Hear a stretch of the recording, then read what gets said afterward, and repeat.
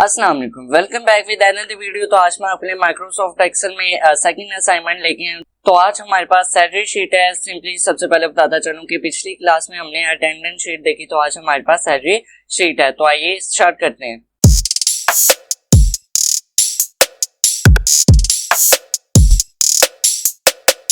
Simply अब आप screen पर देख सकते हैं, यहाँ पे मेरे पास एक ब्लैंक वर्कबुक है, यहाँ ब्लैंक डॉक्यूमेंट है और सिंपली मैं यहाँ पे सबसे पहले तो सीरियल नंबर्स लिखूंगा जैसा कि अटेंडेंस शीट में थे। तो सिंपल मैंने यहाँ से सीरियल नंबर लिख दिए और उसके बाद मैं यहाँ पे नेम का पोर्शन बना रहा हूँ और यहाँ पे फादर नेम सिंपल। उसके बाद यहाँ पे मैं इनको सेंटर में ला रहा हूँ और सिंपल यहाँ पे मेरे पास पोस्ट आएगी और मैं यहाँ पे पोस्ट का कॉलम बना रहा हूँ और उसके बाद यहाँ पे मेरे पास सैलरी आएगी और सैलरी के बाद मेरे पास यहाँ पे अटेंडेंस का पोर्शन आएगा और सिंपल मैंने यहाँ पे अटेंडेंस लिख लिया।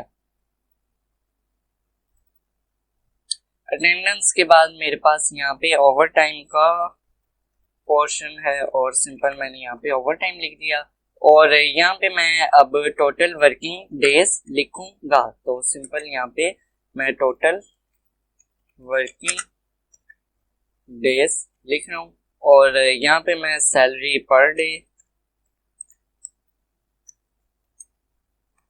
का पोर्शन बना रहा हूँ और यहाँ पे मेडिकल अलाउंस और उसके बाद यहाँ पे मेरे पास हाउस रेंट आ जाएगा।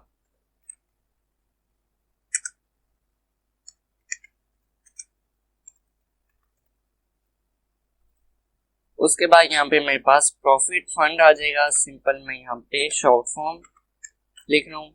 उसके बाद टोटल सैलरी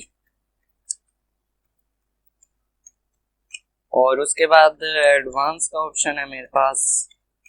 एडवांस के बाद यहाँ पे मेरे पास नेट कैश का पोर्शन है। तो सिंपल यहाँ पे अब मेरे पास स्पेस कम होगी और मैं यहाँ पे आकर के इनका करेक्ट कर रहा हूँ और यहाँ पे मेरे पास सब ठीक है। और सिंपल अब यहाँ पे सीरियल नंबर्स में आप कुछ भी लिख सकते हैं। मैं यहाँ से फिर से 22 लिख रहा हूँ और उसको ड्रैग कर रहा हूँ और कंट्रोल प्रेस करके। तो सिंपल मेरे पास कम एम्प्लॉयज हैं और उसके बाद मैं इनको सेंटर में ला रहा हूँ यहाँ से और यहाँ पे मैं कोई भी नेम्स लिख रहा हूँ।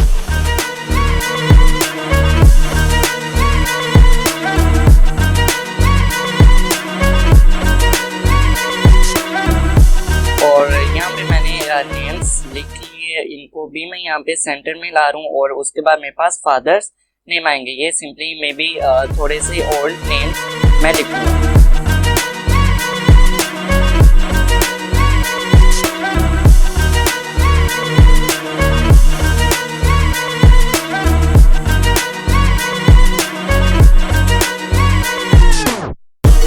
और सिंपल यहाँ पे मैंने फादर्स नेम भी लिख ली, इनको भी मैं सेंटर में ला रहा हूँ और सिंपल इन सब की मैं सिलेक्शन करके पहले बॉर्डर्स ले रहा हूँ और यहाँ पे आकर के ऑल बॉर्डर्स पे मैं क्लिक कर रहा हूँ और मेरे पास बॉर्डर्स आ गए। सिंपल यहाँ पे पोस्ट आ जाएंगी, जो पोस्ट यहाँ पे होगी। तो सिंपल मैं कोई भी पोस्ट लिख सकता हूँ यहाँ पे और मैं लिख रहा हूँ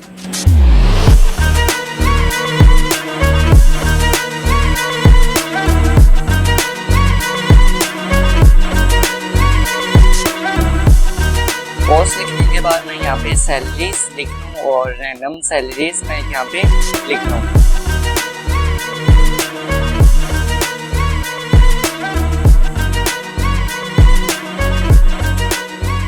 उसके बाद यहाँ पे मेरे पास अटेंडेंस आएगी। तो सिंपल मैं यहाँ पे डेज लिख रहा हूँ, डे वाइज अटेंडेंस लगा रहा हूँ। तो सिंपल 30 या 31 का हमारे पास मंथ है। तो सिंपल मैं यहाँ पे कुछ भी लिख रहा हूँ। अटेंडेंस लिखने के बाद मैं यहाँ पे ओवर टाइम लिख रहा हूँ। ओवर टाइम मैं रैंडम लिखूंगा।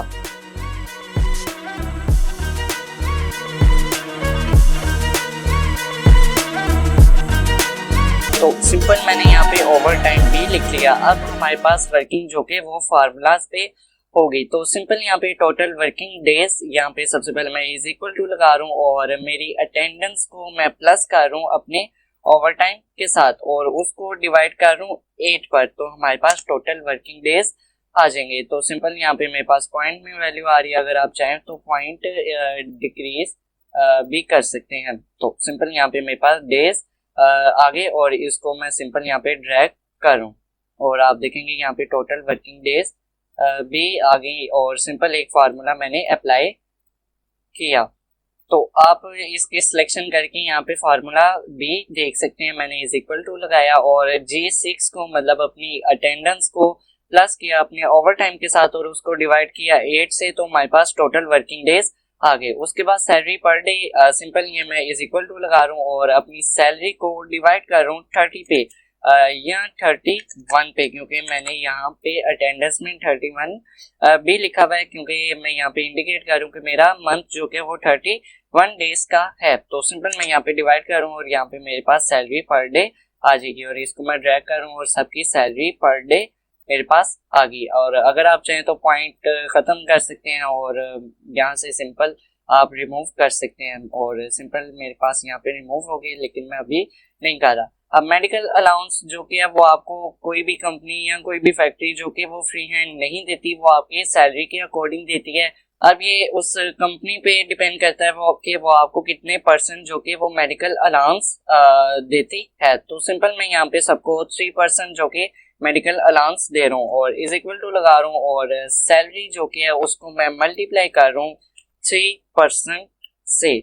तो सिंपल मेरे पास यहाँ पे 3% आ गया और मैं ओके एंटर प्रेस कर रहा हूँ और यहाँ पे मेरे पास मेडिकल अलाउंस 600 आ गया और इसको मैं ड्रैग करूंगा और सबका मेडिकल अलाउंस उसकी सैलरी के अकॉर्डिंग आ गया। सिंपल यहाँ पे मेरे पास सैलरी इस एम्प्लॉय की ज्यादा थी और यहाँ पे मेडिकल अलाउंस भी ज्यादा है और उसकी सैलरी पर डे भी ज्यादा है और यहाँ पे मेडिकल अलाउंस भी कम है, उसकी सैलरी भी कम है और उसके सैलरी पर डे भी एज इट इज कम है। हाउस रेंट में एज इट इज जो कि 3% ही सबको दे रहा हूँ। तो सिंपल मैं यहाँ पे इज इक्वल टू लगा रहा हूँ सैलरी पर डे और इसको मैं जो कि है मल्टीप्लाई करूंगा 3% से और एंटर प्रेस करूँ और यहाँ पे फिर से एज इट इज मेरे पास हाउस रेंट सबका आएगा, क्योंकि ये मैंने मेडिकल अलाउंस को भी जो कि है वो 3% से मल्टीप्लाई करवाया और हाउस रेंट को भी 3% से मल्टीप्लाई करवाया, तो ये एज इट इज सेम आ रहा है। आप चाहें तो डिफरेंट कर सकते हैं अपनी नीड के अकॉर्डिंग। उसके बाद मेरे पास यहाँ पे प्रॉफिट फंड है। प्रॉफिट फंड अब मैं यहाँ पे 2% सबको दे रहा हूँ और इज इक्वल टू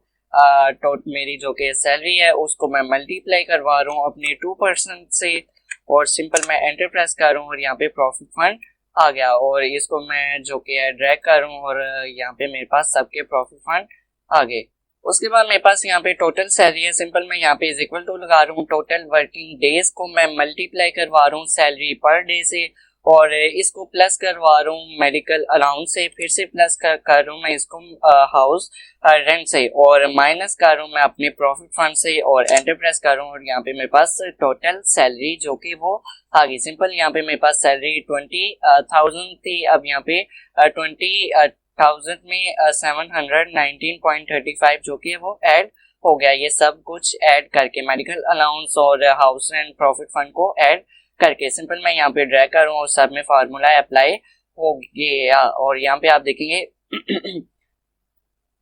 जिसकी सैलरी ज्यादा थी उसका टोटल सैलरी भी ज्यादा है और ये एडवांस है। सिंपल एडवांस अगर किसी एम्प्लॉय ने नहीं लिया तो आप इसको स्किप भी कर सकते हैं, लेकिन तो सिंपल मैं यहाँ पे फार्मूला को बताने के लिए एडवांस का यूज कर रहा हूँ। तो सिंपल मैं यहाँ पे लिख रहा हूँ कि 1000 इस एम्प्लॉय ने एडवांस लिया और 5000 इस एम्प्लॉय ने लिया और मैं इन दोनों की सिलेक्शन करके ड्रैग कर रहा हूँ। मैं बार बार वैल्यूज नहीं लिखना चाह रहा, तो इतना ज्यादा इन सब ने एडवांस लिया। तो सिंपली यहाँ पे आकर के इज इक्वल टू और मेरी जो कि टोटल सैलरी माइनस करेंगे उसको एडवांस से और एंटर प्रेस करेंगे और हमारे पास नेट कैश आ जाएगा और मैं इसको फार्मूले को जो कि ड्रैग करूँ और सब पे अप्लाई हो जाएगा। नेट कैश जो कि है वो हमारा फाइनल आउटपुट होता है। Simple total salary, advance, profit fund, house rent, medical allowance, salary per day सब कुछ करके हमारे पास नेट कैश आता है और यही वो सैलरी है जो कि हमने अपने एम्प्लॉयर और वर्कर्स को देनी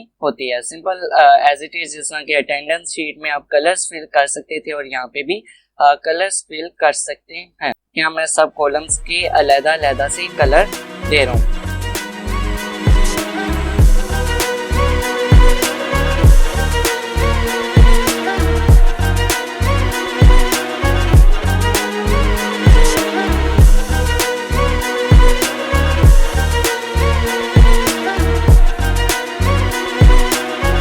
सिंपल यहाँ पे मैंने डिफरेंट कलर जो कि वो अप्लाई कर दिए। सबसे पहले तो आप बताता चलूं कि यहाँ पे हमारे पास जो कि फार्मूला यूज हो रहे हैं ये एडवांस फार्मूलाज हैं, जिस तरह कि हमारी अटेंडेंस शीट में और यहाँ पे सैलरी शीट में जो फार्मूलाज अप्लाई हुए हैं ये एडवांस फार्मूलाज हैं। अब मैंने जो अलहदा से सेपरेट क्लास रखनी है जो कि अपने फार्मूलाज की, उनमें ये वाले फार्मूलाज नहीं होंगे क्योंकि मैंने इनको एक एग्जाम्पल में अप्लाई करके आपको दिखा दिया। तो सिंपल इसके बाद मेरे पास रिजल्ट शीट भी आती है, मे बी वो मैं स्किप करवा दूं और ये लास्ट हमारे पास असाइनमेंट हो, इसके बाद फार्मूलाज की क्लासेस हों। तो आई होप आपको ये क्लास पसंद आई तो लाइक करें, चैनल को सब्सक्राइब करें।